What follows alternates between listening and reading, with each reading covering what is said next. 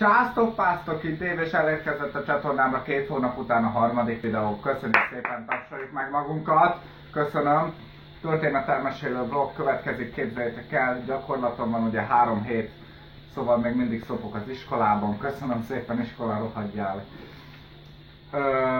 Képzeljétek el, csináltam egy ajándékot édesanyukámnak, aki most is veszi a videót. Köszönöm szépen, anya.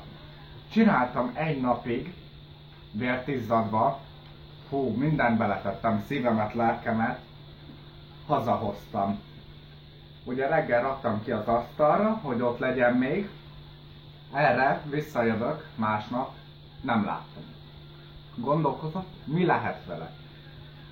Hát megkérdezem anyámat, hova rakta, hát már biztos, hogy ő van, már vele élek, ugye?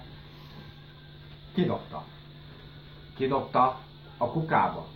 Egy napos munkámat, ott fűrészeltem, hegesztettem minden tökéletesre, be is csomagoltam. Ja, de nem ajándékos csomagolóba, újságpapírba, és azt hittem, hogy szemét. Az egy napos munkám szemét, ami az asztalra volt rakva, a táskám mellé. Hú, te! És nem hogy a kuka tetején legyen, nem, a legalján kiszedte, de nem volt benne, amit én csináltam. Mi? Kiukasztotta a fény. De én nem fogok benne turkálni, mert megkeresi. Értitek? A tanulság, gyerekek.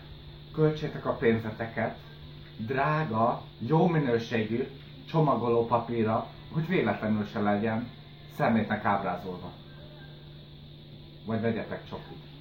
Köszönöm szépen. Kommentelj, lájkolj, diszlájkolj. Megnyomtad?